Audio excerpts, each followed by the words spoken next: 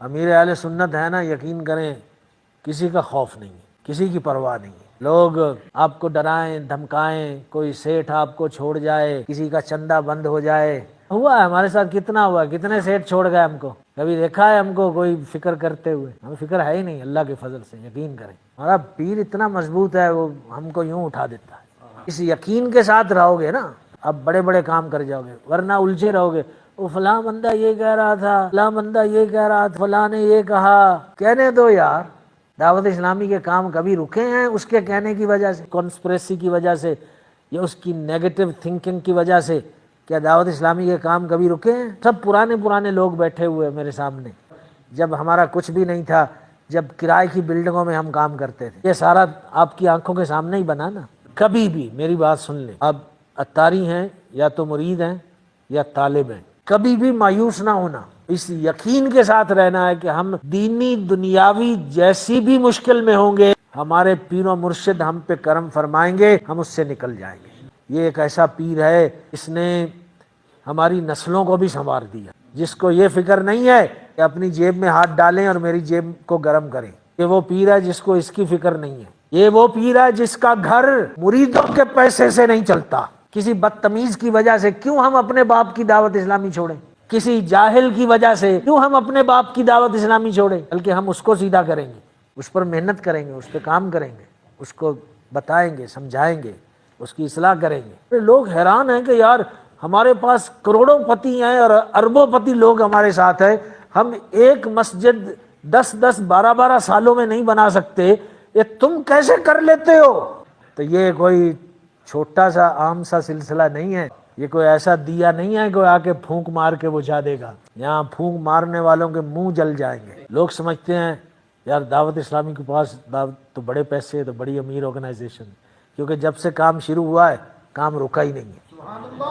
بس ہم نکلتے ہیں اور اس یقین سے نکلتے ہیں کہ اس سیٹھ کے مال میں ہمارا حق ہے، ہم بھکاریوں کی طرح نہیں جاتے۔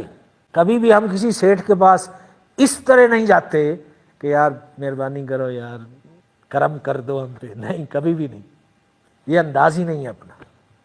دعوت اسلامی نے ہم کو سکھایا ہے اس اعتماد کے ساتھ جاؤ کہ تم دین کا کام کر رہے ہو، اپنے لیے بھیک تھوڑی مانگنی ہے تم نے۔ لوگ ہمارے ہاتھ بھی چومتے ہیں، ہمیں کھانے بھی کھلاتے ہیں اور ہمیں لاکھوں رہن بھی دیتے ہیں۔ ایسا پہلے کبھی نہیں ہوتا تھا، پہلے بھی ہم بڑی آرگنائزیشنز کے ساتھ کام کرتے رہے ہیں، لیکن بھکاریوں کی طرح چندہ لاتے تھے۔ اب تو ہم چندہ بھی سیٹھوں کی طرح لاتے ہیں۔ یہ کرم ہے دعوت اسلامی کا۔ یہ مت سمجھیے گا کہ ہمارے پاس کوئی بہت پیسے آ گئے، پیسے نہیں ہوتے ہمارے پاس، ہینڈ ٹو ماؤتھ رہتے ہیں ہم۔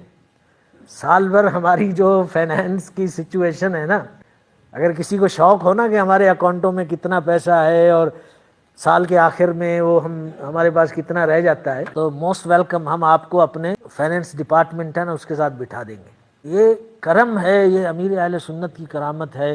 ہمارے اللہ کے فضل سے سارے کام چلتے بھی ہیں اور بڑھتے بھی ہیں، نئی بلڈنگیں ساتھ ساتھ وہ بھی بن رہی ہوتی ہیں، کئی ملین کے خرچے ادھر ہو رہے ہیں، کئی ملین کے خرچے ادھر ہو رہے ہیں۔ ارے سمجھ میں ہی نہیں آتا کہ یہ کیسے ہو رہا ہے۔ یہ سارے کا سارا امیر اہل سنت کا فیضان ہے۔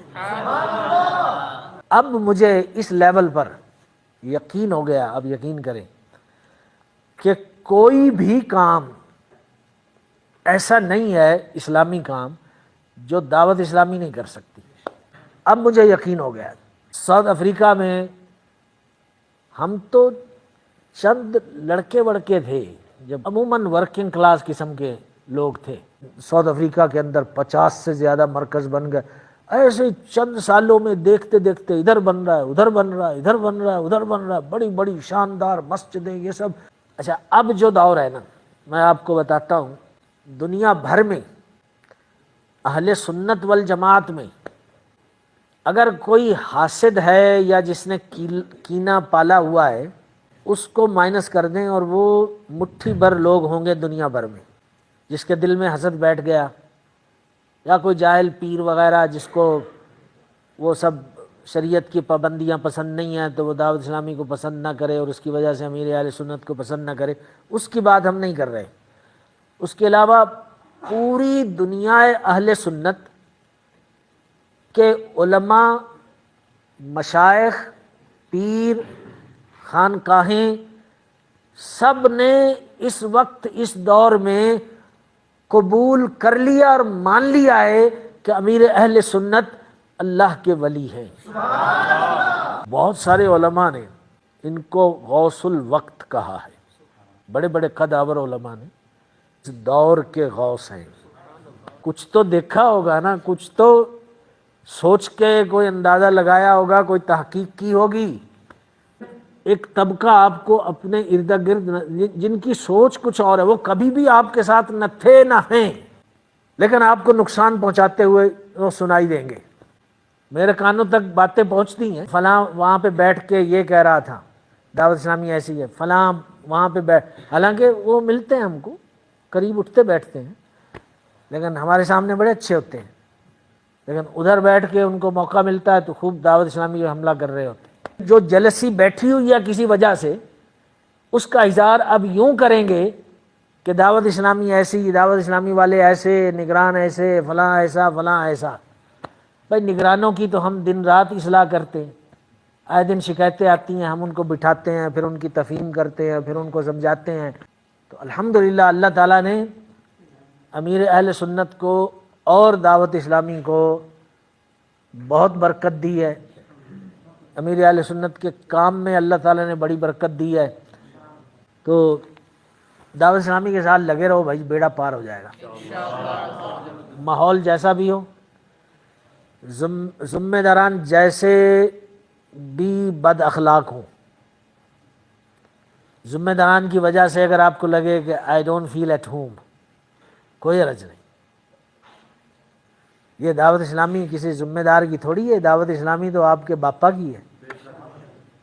کہ آپ اپنا گھر چھوڑ دو گے کہ کوئی باہر والا گھر آپ کے گھر میں آ کے آپ کو تنگ کر رہا ہے تو آپ کہو گے نہیں میں تو اپنا گھر ہی چھوڑ رہا ہوں؟